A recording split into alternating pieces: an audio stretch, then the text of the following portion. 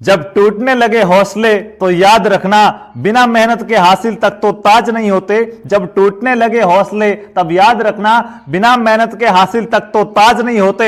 और ढूंढ लेना अंधेरे में भी मंजिल अपनी, ढूंढ लेना अंधेरे में भी मंजिल अपनी, क्योंकि जुगनू किसी रोशनी के मोहताज नहीं होते, जुगनू किसी रोशनी के मोहताज नहीं होते। राम राम सा खमा घनी, स्वागत है आप सभी का लहर क्लासेज पर। सपने होंगे सच, सपने होंगे सच। साथियों, राजस्थान बीएसटीसी एक्सप्रेस 2020 जो रोज आपको एक सुनहरा ज्ञान भरा ज्ञानवर्धक सफर कराती है, हाजिर हो चुकी है एक बार फिर से लहर क्लासेज पर। और इस एक्सप्रेस में जुड़ने वाले सभी भाइयों और बहनों को, भावी शिक्षकों और शिक्षिकाओं का मैं तहे दिल से हार्दिक स्वागत करता हूं। साथियों, एक बार इस लिंक को ज्यादा से ज्यादा शेयर कर दीजिए ताकि आपके और भी भाई बहन यहां पे जुड़ सके। और जो करीब 1 मिनट से इस क्लास का इंतजार कर रहे थे, और कुछ लोग तो इंतजार ही है क्लास का, तो बहुत बहुत धन्यवाद आप सबको इतने प्रेम देने के लिए।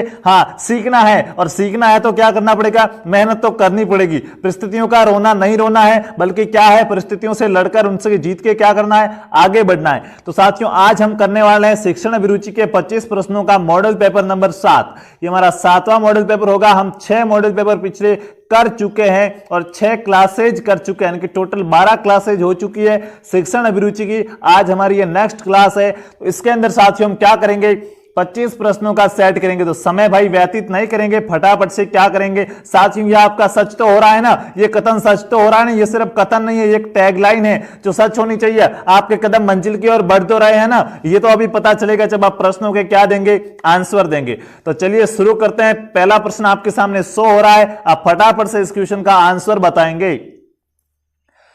साथियों, जो समाज आर्थिक पतन हो रहा है उसको आप रोकना चाहते हैं, लेकिन आप किस प्रकार रोकेंगे, उसको रोकने के लिए आपके पास जो सर्वश्रेष्ठ विकल्प है, वो सर्वश्रेष्ठ विकल्प कौन सा होगा बताइएगा।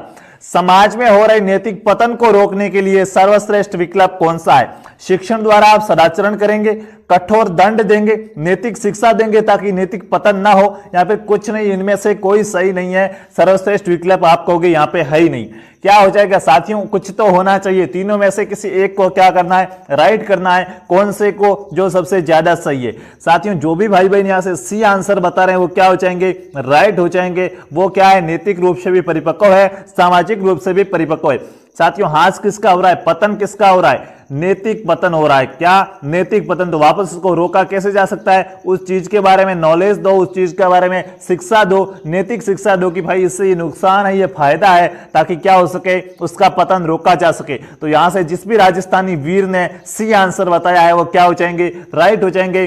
पेन और कॉपी लेके बैठना है, पेन और पेपर लेके बैठना है, 1 से 25 तक क्रम संख्या लगा दीजिएगा, फिर आप अपना आंसर लिखिएगा, फिर मैं अपना आंसर क्या बताता हूं उससे आपको क्या करना है, अंदाजा लगाना है, काउंटिंग करना है कि आपका स्कोर कितना बनता है। अपना रिजल्ट खुद बनाना है सच्चाई से, क्योंकि खुद को धोखा मत देना, ठीक है। अब चलेंगे क्वेश्चन नंबर 2 की ओर। समाज में प्रतिष्ठा का आधार धन होता है, ये कथन है। साथियों, ऐसा माना जाता है, ये कथन है। जैसे ये कथन क्या कह रहा है कि अगर आपको आपके समाज के अंदर मान सम्मान चाहिए, आप समाज के अंदर मान सम्मान चाहते हो, प्रतिष्ठा चाहते हो, तो आपके पास क्या होना चाहिए, धन होना चाहिए, पैसे होने चाहिए। अगर आपके पास पैसे है तो ही, देखिएगा इसको आराम से समझिएगा, अगर आपके पास पैसे है तो ही आपकी समाज के अंदर क्या होगी, इज्जत होगी, मान सम्मान होगा। ये कथन कैसा है साथियों बताइएगा। क्या पैसों से ही इज्जत मिलती है? आपको अज्ञात है, पता नहीं है भाई क्या है क्या नहीं है, या फिर आपको असत्य, ये कथन बिल्कुल झूठा है कि पैसे होते हैं उसकी इज्जत नहीं होती है। समाज में क्या हो रहा है उसको ध्यान में रखना।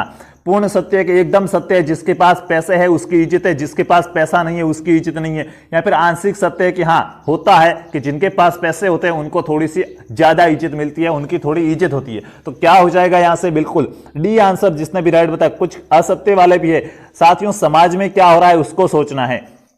आंशिक सत्य यानी कि सत्य भी है, थोड़ा सा सत्य है कि थोड़ी सही बात है। देखिएगा इनको आप तोड़ फाड़ करो, क्या होगा, अज्ञात को छोड़ दो, असत्य है। कैसे कह सकते हो असत्य? हम हमारे समाज में देख रहे हैं कि जिनके पास पैसे ज्यादा है उनको क्या मिलती है, इज्जत मिलती है, उनका मान सम्मान होता है।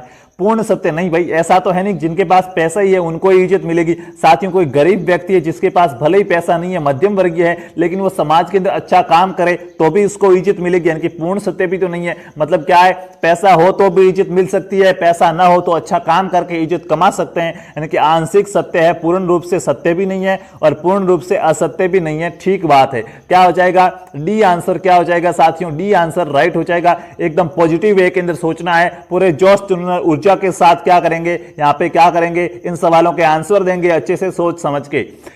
एक नेता के रूप में शिक्षक का कक्षा में व्यवहार होना चाहिए। एक नेता होता है, कक्षा का नेता कौन होता है, अध्यापक होता है, शिक्षक होता है। तो एक नेता के रूप में, एक लीडर के रूप में कक्षा के अंदर उसको कैसा बिहेवियर करना चाहिए, उसका व्यवहार कैसा होना चाहिए, नकारात्मक होना चाहिए, वो नेगेटिव बात करेगा वहां पे जाके, कठोरतापूर्वक होगा, नीरसतापूर्वक होगा, आलस वगैरह आएगा उसको नीरस होगा पूर्ण रूप से, या फिर क्या उत्साहपूर्ण रहेगा, एकदम एक्टिव रहेगा। बताएंगे साथियों यहां से राइट आंसर क्या हो जाएगा, क्वेश्चन नंबर 3 का सही आंसर बताएंगे आप। उसके बाद चलेंगे हम अगले क्वेश्चन की ओर कि हमारा अगला क्वेश्चन क्या कह रहा है। साथियों एक नेता के रूप में शिक्षक का जो व्यवहार होगा वो कैसा होना चाहिए, उत्साहपूर्ण होना चाहिए, ताकि क्या हो सके, लोग उससे प्रभावित हो सके, छात्र उससे प्रभावित हो सके, उत्साहपूर्ण होना चाहिए। बताओ साथियों, ये उत्साह तद्भव शब्द है या तत्सम शब्द है, बताओ साथियों, उत्साह है ये उत्साह तद्भव शब्द है या तत्सम शब्द है, बताओ उत्साह तत्सम शब्द है या तद्भव शब्द है, बताएंगे यहां से तत्सम है या तद्भव है, बताओ। बिल्कुल साथियों उत्साह है वो तत्सम शब्द है, क्या है, तत्सम शब्द है। इसका तद्भव क्या होता है, उत्साह होगा, क्या होगा, उत्साह। हाँ कुछ लोग अभी यहां पे हो जाएंगे 100 के आसपास, लेकिन हिंदी की क्लास में 60 तक रहते हैं। क्यों भाई, क्या आपको हिंदी नहीं पढ़ना? मैं यहाँ पे सभी को बता दूं इस क्लास के जरिए, जो हिंदी को कम समझ रहे हैं कि हिंदी कुछ नहीं है कर देंगे, मैं गारंटी के साथ कह सकता हूं हिंदी के अंदर आप 28 नंबर नहीं ला पाएंगे। अगर आप रेगुलर क्लास अटेंड नहीं कर रहे हो, आप 30 में से 28 प्रश्न सही नहीं कर पाएंगे। प्रश्न की बात कर रहा हूं, 30 में से 28 प्रश्न सही नहीं कर पाएंगे, आप 15 से 18 पर ही अटक जाओगे, बात याद रखना। नहीं तो हिंदी की क्लास में आया करो, बहुत सी अच्छी चीजें आपको क्या मिलेगी, सीखने को मिलेगी। यहां से डी आंसर क्या हो जाएगा, राइट हो जाएगा। उसके बाद करेंगे अगले प्रश्न की बात। देखिए एक ऑप्शन रह गया है तो उसको भी हम देख लेते हैं, या फिर वहां से यहां पे नोट डाउन कर लेते हैं कि उक्त कोई नहीं। ओके भाई, वो तो ऑप्शन ही नहीं है। बताओ साथियों, एक शिक्षक के लिए सफल शिक्षण कार्य है तो जरूरी है। एक शिक्षक अगर सफल कार्य करना चाहता है, सफल शिक्षण कार्य करना चाहता है तो उसके लिए क्या जरूरी है, विषय पर प्रकट नहीं है, विषय पर प्रकट ज्ञान होगा। क्या, विषय पर प्रकट ज्ञान होगा, विषय पर ज्ञान, विषय पर उसका अधिकार हो, विषय पर अधिकार और ज्ञान लिख दो। उसका विषय पर अधिकार हो और क्या हो, उसे ज्ञान हो, या फिर धन दौलत है उसके पास, या फिर अच्छी वेशभूषा पहनी हुई है तो वो काम कर सकता है। बताओ साथियों, एक शिक्षक, सफल शिक्षक के लिए क्या जरूरी है, एक शिक्षक है वो किस प्रकार अच्छा काम कर सकता है, बिल्कुल विषय पर अधिकार हो और ज्ञान हो, चीज पढ़ा रहा है उस पर उसका क्या हो, पूर्ण रूप से अधिकार हो, उसका अधिगम अच्छा हो, उसको अच्छे तरीके से पढ़ा पा रहा है तो ही वो एक सफल शिक्षण होगा। और सफल शिक्षण के लिए क्या है, जरूरी है। तो यहां से ए आंसर जिस भी भाई बहन ने बताया, देखिए ये मिस टाइपिंग है, ठीक है। तो पीडीएफ जब भी आपके पास आए आपको ध्यान रखना है, विषय पर क्या है, अधिकार और ज्ञान होगा यहाँ पे। ओके, यहाँ पे ए आंसर क्या हो जाएगा, राइट हो जाएगा। अब चलेंगे क्वेश्चन नंबर 5वां, आपसे क्या कह रहा है, विद्यार्थियों में नेतृत्व के गुण का विकास इसलिए किया जाता है क्योंकि वे, साथियों विद्यार्थियों को नेतृत्व का गुण क्यों सिखाया जाता है, विद्यार्थियों को लीडर बनना क्यों सिखाया जाता है, क्यों, क्योंकि वे भविष्य के अंदर नेता बन सके, वो राजनीति में जाए और नेता बने, या फिर और किसी बात की चीज का नेता बने, व्यक्तित्व का विकास कर सके, अपने आप को एकदम परिपक्व बना सके, वो सामाजिक रूप से परिपक्व बन पाए, जनता को मूर्ख बना सके, या मित्रता की भावना बढ़ सके। इसके लिए एक नेतृत्व का गुण है वो विद्यार्थियों को सिखाया जाता है। बताएगा साथियों, राइट आंसर होगा यहाँ पे सी होगा। क्या, जनता को मूर्ख बनाने के लिए सिखाया जाता है? नहीं भाई, व्यक्तित्व का विकास कर सके, वो अपने आप को सामाजिक रूप से परिपक्व बना सके। बी आंसर वाले राइट हो जाएंगे। नेतृत्व का गुण विद्यार्थियों को क्यों सिखाया जाता है, ताकि वो व्यक्तित्व का क्या कर सके, विकास कर सके। तो यहां से जिस भी भाई बहन ने बी आंसर बताया वो क्या हो जाएंगे, राइट हो जाएंगे। अब चलते हैं साथियों, नेक्स्ट क्वेश्चन क्या कहता है आपको, क्वेश्चन नंबर 6 आपको कह रहा है, परी-बीएसटीसी परीक्षा देने के पीछे आपका क्या उद्देश्य है। साथियों आप जो एग्जाम देने वाले हो बीएसटीसी 2020 का, उसके पीछे आपका टारगेट क्या है, क्यों एग्जाम देना चाहते हो, सही बताना है, ठीक है। मतलब सही नहीं, आपके नजरिए से तो अब मेरे को पता है नौकरी लाने का प्रयास कर रहे हो, ये तो मैं जानता हूं, लेकिन यहाँ पे आपको 3 नंबर लाने हैं। क्या करना है, 3 नंबर लाना है। अगर कहोगे नौकरी लाने के लिए कर रहे हैं तो नहीं लेंगे, आपको 3 नंबर लाने हैं, ठीक है ना। हाँ, नंबरों में फोकस होना चाहिए। समय टाइम पास करने के लिए आप एग्जाम दे रहे हो, देखिएगा भाई, अगर आप टाइम को पास करोगे तो टाइम आपको क्या करेगा, फेल कर देगा। और आपको फेल नहीं होना है, पास होना है, इसलिए टाइम को आप पास मत करो, ठीक है। उसके बाद आप नौकरी लेने का प्रयास कर रहे हो कि भाई नौकरी मिल जाएगी, या फिर प्रतियोगी परीक्षा का आभास कर रहे हो कि कंपटीशन एग्जाम कैसा होता है। बता दूं, प्रतियोगी परीक्षा का आभास मैं आपको एक यहाँ पे दूंगा, कुछ मटेरियल उपलब्ध कराऊंगा, बताऊंगा आपको कि जो 12th करके कंपटीशन एग्जाम में घुस रहे हैं ना, उनके लिए बीएसटीसी कैसे करनी है एक ही बार में, क्योंकि आप पहली बार कंपटीशन एग्जाम दे रहे हो, आपको पता नहीं है यहाँ क्या होता है, कितनी भीड़ होती है। हाँ, आप सोचते हो कि 12th के अंदर रिजल्ट आया 80% बन गए मतलब बीएसटीसी में हो जाएगा। अरे यार 95 बन जाओ, लेकिन ये गारंटी नहीं है कि बीएसटीसी में हो जाएगा। वहां पे आप जो गोले भरते हो, वो गोला कौन सा भरते हो वही काम आएगा। तो भाई थोड़ा यूं मतलब यूं मत रहना कि हाँ होशियारी के अंदर के इतने बने हो जाएगा, नहीं, यहाँ पे नहीं है। यहाँ पे 58 वाला भी सिलेक्ट हो सकता है और 95 वाला भी सिलेक्ट नहीं हो सकता है। ये अब उसकी मेहनत पर निर्भर करेगा कि अब वो कितनी मेहनत कर रहा है एग्जाम के लिए। तो ध्यान रखना साथियों। या फिर आप बीएसटीसी करना चाहते हैं कि आपके अध्यापन के प्रति रुचि है, बिल्कुल यहाँ पे जो सत्य है, कड़वा सत्य तो यह है कि सभी नौकरी के लिए क्या कर रहे हैं, प्रयास कर रहे हैं, लेकिन हमें 3 नंबर लेने। तो हम क्या लिखेंगे, अध्यापन कार्य के प्रति रुचि है, इसके लिए हम क्या कर रहे हैं, हम बीएसटीसी का एग्जाम दे रहे हैं। तो डी आंसर क्या हो जाएगा साथियों, राइट हो जाएगा। हाँ, ध्यान रखना, ठीक है। थोड़ा भावनाओं में मत बह जाना, भावनाओं में नहीं बहना है, बल्कि क्या है 3 नंबर लाने की कोशिश करना है। अब चलेंगे क्वेश्चन नंबर 7वें की ओर। क्या कह रहा है, शिक्षण प्रशिक्षण का मूलभूत उद्देश्य है। साथियों, शिक्षण प्रशिक्षण, पढ़ाना आपको सिखाया जाता है, उसका मूलभूत उद्देश्य क्या है, आपको ट्रेनिंग क्यों दी जाती है, ताकि आप छात्रों को पहचान सके, छात्रों में आवश्यक कौशल विकसित कर सके, शिक्षकों में कि आपके अंदर आवश्यक कौशल विकसित हो सके, इसके लिए आपको सिखाया जाता है। या फिर शिक्षकों की बढ़ती मांग की पूर्ति के लिए आपको ट्रेनिंग देकर शिक्षक बना दिया जाता है, या फिर इनमें से कोई नहीं। बताएंगे साथियों, राइट आंसर क्या हो जाएगा क्वेश्चन नंबर 7 के अंदर। बिल्कुल साथियों, शिक्षकों में आवश्यक कौशल विकसित करने के लिए क्या किया जाता है, शिक्षक प्रशिक्षण दिया जाता है। उसके अंदर जो भी कमी होती है, उन कमियों का सुधार करने के लिए जो आवश्यक कौशल है उसका विकास करने के लिए क्या दी जाती है, ट्रेनिंग दी जाती है। तो यहां से बी वाले क्या हो जाएंगे, राइट हो जाएंगे। जिस भी भाई ने बी आंसर बताया वो क्या हो जाएगा, बी वाले राइट हो जाएंगे। अब चलेंगे क्वेश्चन नंबर 8। क्या कह रहा है, देखिएगा, आपकी कक्षा में कुछ उद्दंड छात्र है, आप उनके साथ किस प्रकार का संबंध रखेंगे। आपकी कक्षा के अंदर साथियों क्या है, कुछ शरारती बच्चे हैं जो शरारत करते हैं पूरे दिन, ठीक है। हाँ, हल्ला गुल्ला ऐसे कह सकते हैं, उद्दंड है, ठीक है ना। हाँ, थोड़े से क्या है, अलग टाइप के हैं, लड़ाई झगड़े में तेज है, तो आप उनके साथ किस प्रकार का संबंध रखेंगे। साथियों देखिएगा, कक्षा की बात हो रही है, बाहर वातावरण की बात नहीं हो रही, कक्षा में है, कक्षा में आप उनके साथ किस प्रकार का व्यवहार रखेंगे। तो साथियों, अनजान बन के रहेंगे उनसे कि मैं नहीं पहचानता इनको, निष्पक्ष व्यवहार करेंगे, कोई भेदभाव नहीं करेंगे, तटस्थ यहाँ पर उक्त कोई नहीं। साथियों, आपको क्या रहना है बताएंगे, क्या करेंगे आप, कैसा व्यवहार करेंगे, निष्पक्ष रहेंगे। बिल्कुल, कक्षा के अंदर देखिए सभी छात्र क्या होते हैं, समान होते हैं। भले ही वो उद्दंड है तो आप क्या करो,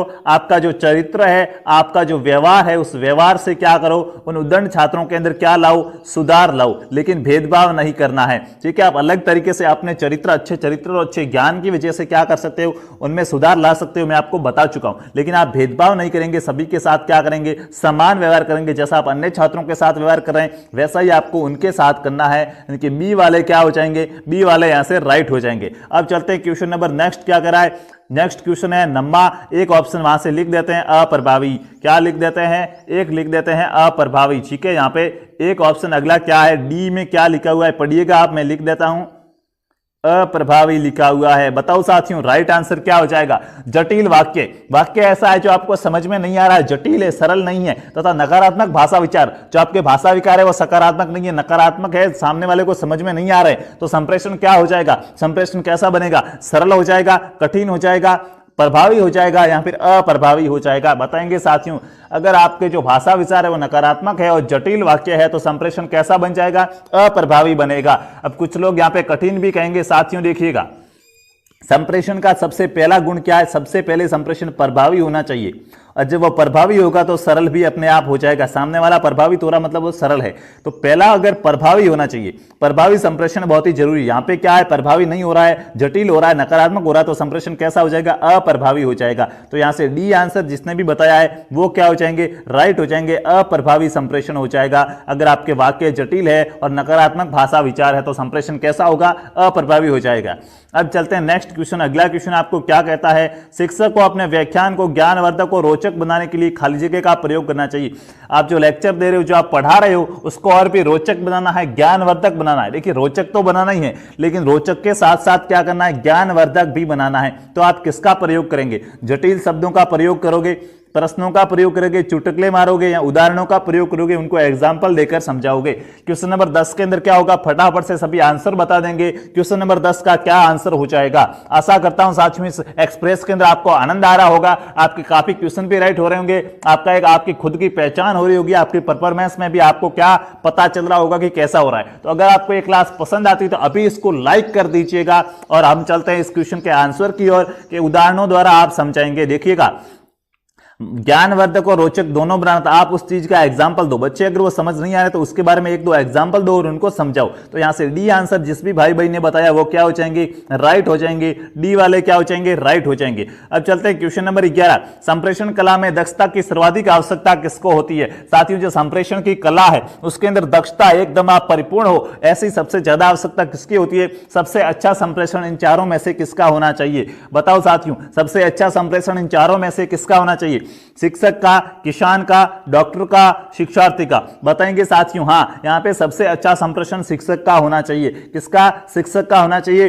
शिक्षक हजारों छात्रों को पढ़ाएगा, अगर उसका पढ़ाने का तरीका अच्छा है, बोलने का तरीका अच्छा, उसका संप्रेषण क्या है, प्रभावी है, अच्छा है, सहज है, सरल है, तो क्या आएगा, वो हर किसी को समझा पाएगा। किसान को इतनी जरूरत नहीं पड़ती है, डॉक्टर को इतनी जरूरत किसी को समझाने की नहीं पड़ती है जितनी जरूरत किसको पड़ती है, शिक्षक को पड़ती है। तो यहां से ए आंसर वाले भाई बहन क्या हो जाएंगे, ए आंसर वाले भाई बहन यहां से क्या हो जाएंगे, राइट हो जाएंगे। हाँ, जिनका भी भाई आज 12th का रिजल्ट आ रहा है, साइंस वालों का 4 या 5 बजे का था तो लगभग आ गया होगा, तो जिनका भी भाई रिजल्ट आया बहुत बहुत बधाई, धन्यवाद। आशा है आपका परीक्षा परिणाम अच्छा रहा होगा। अब अच्छा तो कैसा साथियों, जो भी है अच्छा है, क्योंकि आपने जितनी मेहनत की है उतना ही मिलने वाला है। हम जितनी मेहनत करेंगे उतना ही मिलने वाला है, ठीक है। तो आपको भी यहाँ पे देखिएगा, अगर आपको इस रिजल्ट से निराशा भी उत्पन्न हुई है ना, तो अभी अब आपको डिमोटिवेट नहीं होना है, इसके अंदर मेहनत करो, BSTC के अंदर मेहनत करो और यहाँ पे इस निराशा को खुशी के अंदर बदल दो। आपके पास क्या है, मौका है, ये आपके पास क्या है, मौका है, तो इस मौके को खोना नहीं है, क्योंकि है ना, किस्मत है वो क्या देती है, मौका देती है, और मेहनत क्या देती है,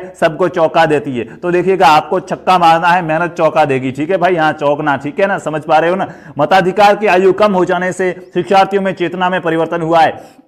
साथियों, पहले वोट देने की आयु कितनी थी, ज्यादा थी, लेकिन अब इसको कितनी कर दिया, 18 कर दिया गया, यानी कि कम कर दिया गया। तो इससे क्या फायदा हुआ, शिक्षार्थियों के अंदर क्या फायदा हुआ, स्टूडेंट्स को क्या फायदा मिला, बताओ साथियों।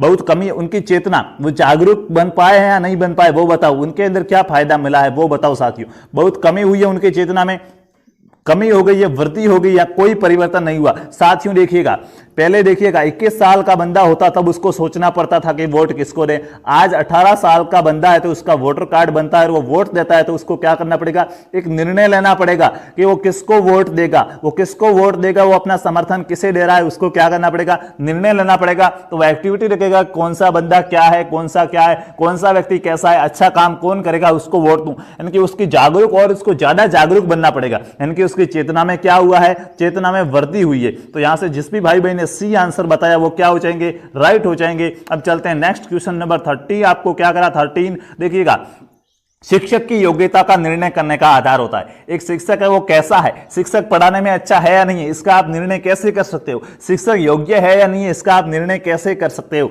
अध्यापक की शैक्षिक योग्यता का, वो कितनी तक पढ़ा हुआ है, वो क्या काम, मतलब हाँ ठीक है ना, उसकी क्या क्वालिफिकेशन है, उससे निर्णय किया जा सकता है। कक्षा शिक्षण की प्रभावशीलता, कक्षा के अंदर वो किस ढंग से पढ़ा रहा है, बच्चों को समझ में आ रहा है या नहीं आ रहा है, उससे आप निर्णय कर सकते हैं कि शिक्षक कैसा है। जो उसने जिस छात्रों को पढ़ाया उन छात्रों का रिजल्ट कैसा आ रहा है, कितना उनको समझ में आ रहा है, उससे आप निर्णय कर सकते हैं कि शिक्षक है वो कैसा है। या फिर इन सभी बातों से आप निर्णय कर सकते हैं कि शिक्षक कैसा है। बिल्कुल साथियों, यहाँ पे डी आंसर वाले क्या हो जाएंगे, 3 नंबर लेके जाएंगे। हाँ, दिल वाले दुल्हनिया ले जाएंगे, डी वाले क्या करेंगे, डी वाले 3 नंबर लेके चले जाएंगे भाई, ठीक है। बाकी वालों को इतना नहीं मिलने वाला। साथियों, आप शिक्षक की शैक्षिक योग्यता है, जो कितना उसका क्वालिफिकेशन कितना है, वो कितनी डिग्री हासिल कर चुका, कितना उसके अंदर नॉलेज है, उससे आप पता चला सकते हैं कि शिक्षक की योग्यता क्या है। कक्षा शिक्षण की प्रभावशीलता और छात्रों के रिजल्ट देख के आप क्या कर सकते हैं, एक शिक्षक की योग्यता का निर्णय कर सकते हैं। तो यहां से डी वाले भाई क्या हो जाएंगे, डी वाली भाई ने राइट हो जाएंगी। अब चलेंगे क्वेश्चन नंबर 14, क्या कह रहा है, दिवा स्वप्न देखने वाला प्रश्न रहता है। बिल्कुल मैं बता चुका हूं कि आधुनिक सिनेमा है वो क्या करता है, दिवा स्वप्नों में क्या रखता है, रत रखता है, दिवा स्वप्नों में लीन रखता है। अगर आप पिछले क्लास में नहीं आए तो आपसे रिक्वेस्ट रहेगा प्रत्येक क्लास को ज्वाइन कीजिएगा। हाँ, ये क्या, ये एक सामंजस्य है, एक नेटवर्क बन रहा है, सभी क्लासों के अंदर आपको कुछ ना कुछ बातें सीखने को जरूर मिल रही है। तो देखिएगा, दिवा स्वप्न में देखने वाला दिवा स्वप्न देखेगा, फालतू की जो कल्पनाएं कर रहा है, हाँ दिन में सपने देख रहा है, कि ऐसा मानिए जो हो ही नहीं सकता वो देख रहा है। फिल्म देख रहे हो कोई सिनेमा के अंदर, वहां पे क्या हुआ, अमिताभ बच्चन ने किसी को क्या मारा, चाटा मारा, आप कह रहे हो हाँ मैं अमिताभ बच्चन हूं, पड़ोसी को चाटा मार दो, जो संभव ही नहीं है कभी। अमिताभ बच्चन वो है, उसकी जगह आप नहीं ले सकते, नहीं बन सकते। तो ऐसे सपने देखने से आपका क्या, आपके खुश तो रहते हो कि हाँ यार मैंने वैसा वैसा किया, मतलब किस प्रकार खुश रहते हो। बिल्कुल साथियों,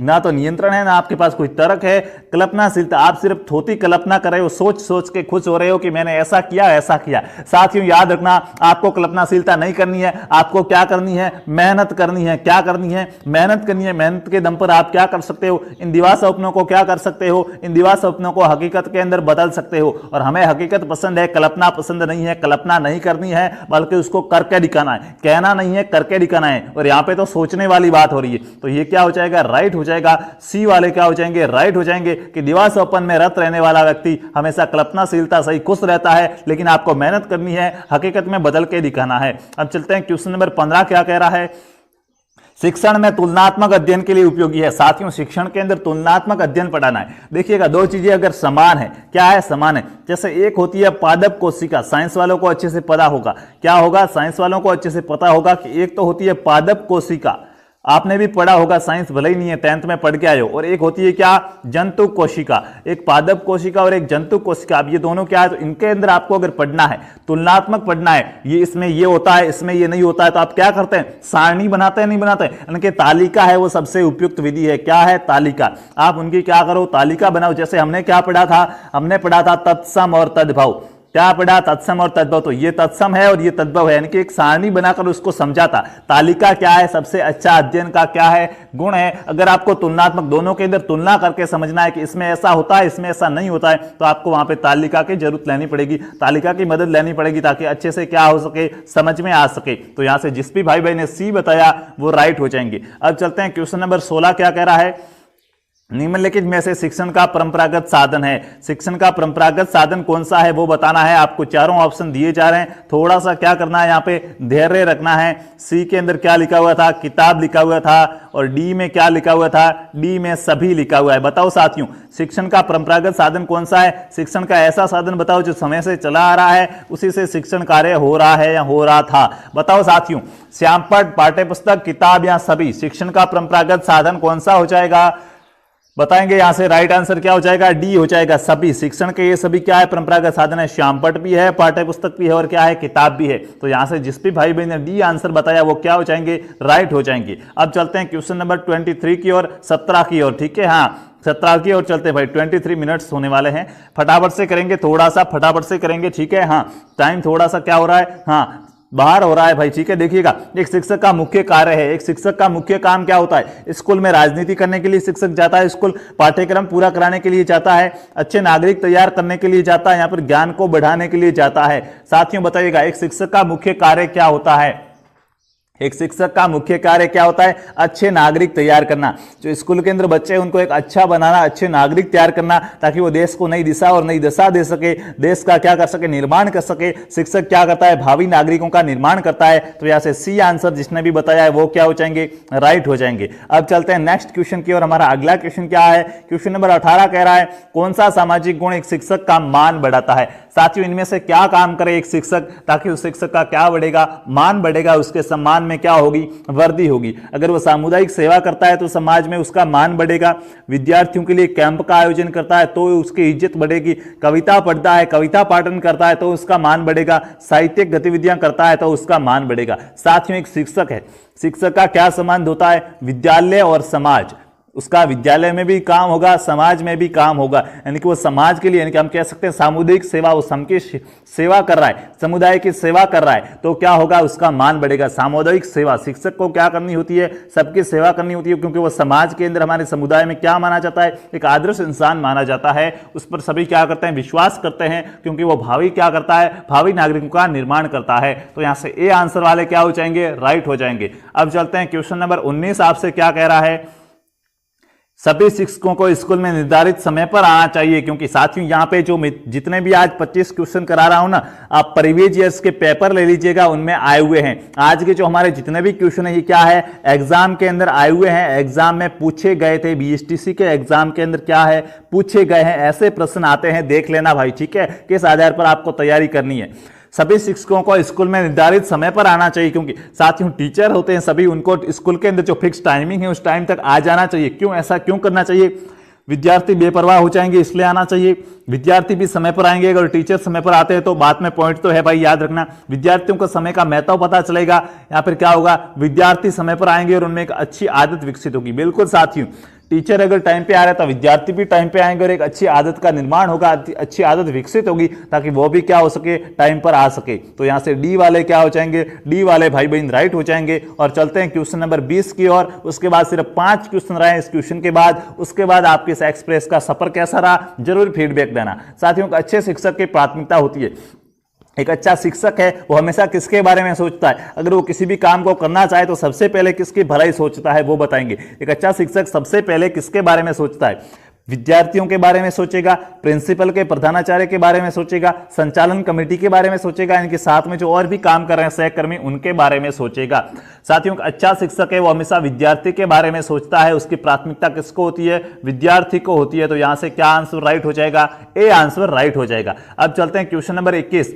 शिक्षण कार्य में सफलता के लिए आवश्यक गुण है। शिक्षण कार्य, एक आप अध्यापक के तौर पे आप पढ़ा रहे हो और आप वहां पे सफल होना चाहते हो, तो आपके अंदर सबसे आवश्यक गुण है, वो आवश्यक गुण कौन सा होना चाहिए, शिक्षण कार्य में सफलता के लिए आवश्यक गुण कौन सा है। आपके पास भौतिक दृष्टिकोण होना चाहिए, निपुणता, उस कार्य के अंदर आप निपुण होने चाहिए, पूरे ज्ञानी होने चाहिए, धैर्य होना चाहिए, सजगता, आप सक्रिय होने चाहिए, जागरूक होने चाहिए, अनिश्चितता, टाइम पे आ रहे हो नहीं आ रहे हो, अधिकारवादी दृष्टिकोण के लिए मेरा है, अधिकारवादी दृष्टिकोण है, तो आप सफल हो पाएंगे। बताएंगे राइट आंसर क्या हो जाएगा। बिल्कुल साथियों, आप एक अच्छे शिक्षक की ओर हो, निपुणता, धैर्य और सजगता होनी चाहिए। निपुणता, धैर्य और सजगता है वो एक शिक्षक के सफल होने के लिए क्या है, आवश्यक गुण है। तो यहां से क्या राइट हो जाएगा, बी वाले साथियों राइट हो जाएंगे। जिसने भी 21वें क्वेश्चन में बी बताया वो बिल्कुल राइट हो जाएंगे। अब चलते हैं क्वेश्चन नंबर 22 आपसे क्या कह रहा है, यदि एक शिक्षक कक्षा में गलती करता है तो उससे, साथियों शिक्षक है वो शिक्षक क्या कर देता है, कक्षा के अंदर गलती करता है। शिक्षक क्या करता है, कक्षा में कोई काम गलती करता है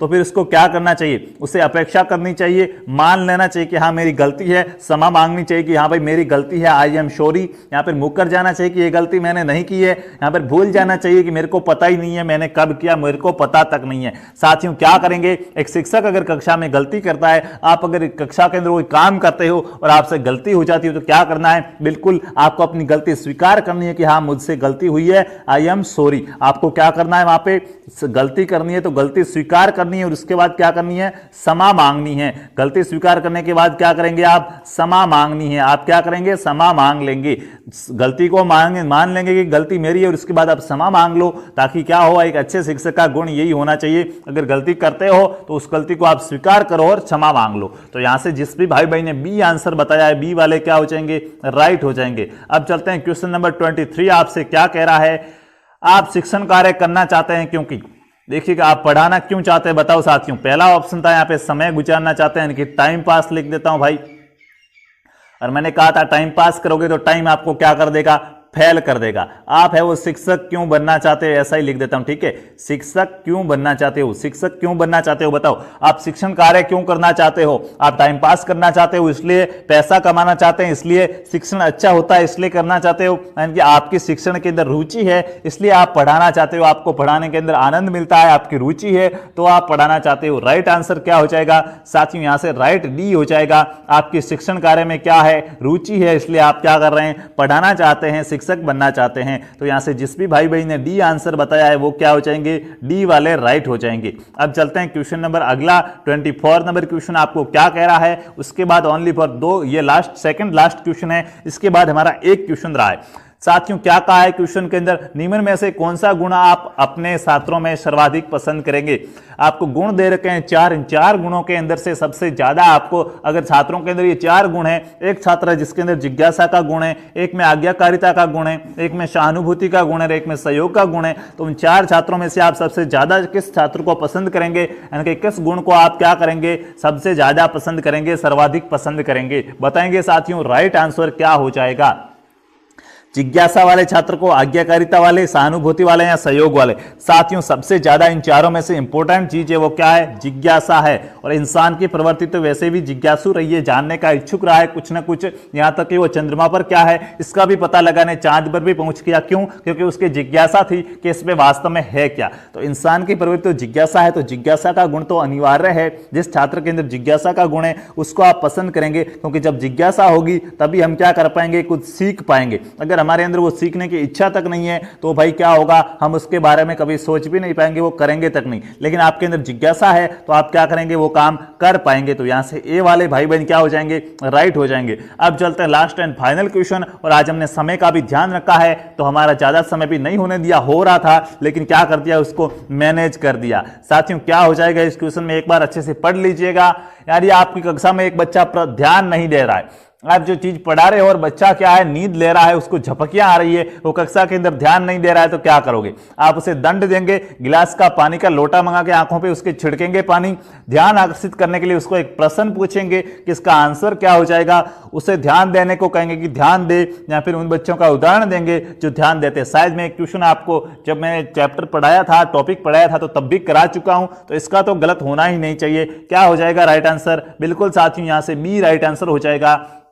ध्यान आकर्षित करने का सबसे अच्छा तरीका कौन सा है, एक क्वेश्चन पूछ लो उसको, ताकि वो क्या करेगा, फटाक से झटका लगेगा उसको और वो क्या हो जाएगा, आपको बताने की कोशिश करेगा। तो आगे से वो ध्यान रखेगा कि आगे और क्वेश्चन ना पूछ ले, तो वो क्या करेगा, ध्यान रखेगा। तो आपने क्या कर दिया, उसका ध्यान आकर्षित कर दिया। आप ध्यान आकर्षित करने में क्या हो गए, सक्षम हो गए। मैं चाहता हूं कि आप हर प्रकार हर क्षेत्र में क्या हो जाए, सक्षम हो जाए। तो ये थी आज की हमारी क्लास, जिसके अंदर हमने क्या किया, 25 क्वेश्चनों को सॉल्व किया है टीचिंग एप्टीट्यूड के। बताएंगे अपना अपना स्कोर शेयर करेंगे, अपना अपना स्कोर शेयर करेंगे कि आपके कितने नंबर आ रहे हैं, स्कोर शेयर करेंगे कि आपके कितने नंबर आ रहे हैं। जिनके भी 25 में से 25 आए हैं वो तो क्या है, एकदम ब्रांडेड है। क्योंकि साथियों ये जो क्वेश्चन मैंने आज कराए हैं 25 के 25 क्वेश्चन एग्जाम के अंदर आए हुए हैं, पिछले सालों के एग्जाम के अंदर पीएसटीसी वालों ने पूछे थे। जिनके 25 में से 23 प्लस आ रहे हैं ना, वो भाई अच्छी बात है, ठीक है, आपकी मेहनत अच्छी है, बस इसी प्रकार मेहनत करते रहिए। और साथियों जिनके 20 आ रहे हैं, ठीक है, 20 प्लस वाले ठीक है, लेकिन जिनके 20 आ रहे हैं, 21 आ रहे हैं, उनको साथियों कहना चाहूंगा आपको और भी ज्यादा मेहनत करने की जरूरत है। आपको 21 नंबर आ रहे हैं, 25 में से 4 तो गलत हुए, और कैसी ज्यादा मेहनत, बिल्कुल जब तक 25 में से 25 सही नहीं हो जाए तब तक आपको क्या करना है, रुकना नहीं है। क्योंकि जो रुक जाएगा वो क्या करेगा, झुक जाएगा, और जो झुकेगा हाँ उनके सिर पर कभी मोहताज नहीं होगा, कभी क्या नहीं होगा, ताज नहीं होगा। क्योंकि जिसका सिर झुक गया तो ताज वहां से क्या होगा, गिर जाएगा, मुकुट सिर पर नहीं रह सकेगा, झुके हुए सिर पे कभी मुकुट नहीं होते हैं। तो रुकना नहीं है, अगर रुक गए तो झुक जाओगे, ठीक है, पढ़ते रहना है। आज अगर 21 आए तो कल क्या 22 के लिए तैयारी करनी है, परसों 23 के लिए तैयारी करनी है। दिन प्रतिदिन क्या है, आपके कदम है वो आपकी मंजिल की ओर बढ़ने चाहिए। तो साथियों ये थी आज की हमारी क्लास। कैसी लगी आपको क्लास बताना जरूर कि ये क्लास हम आपको कैसी लगी, फीडबैक जरूर देना। अगर अच्छी लगी है तो वीडियो को लाइक कर दीजिए, चैनल पर नए हो तो चैनल को सब्सक्राइब करके वीडियो को शेयर कर दीजिए। हम मिलेंगे अगली क्लास के अंदर, तब तक के लिए खुश रहिए, अच्छे रहिए। जय जय राजस्थान, जय हिंद, जय भारत, वंदे मातरम।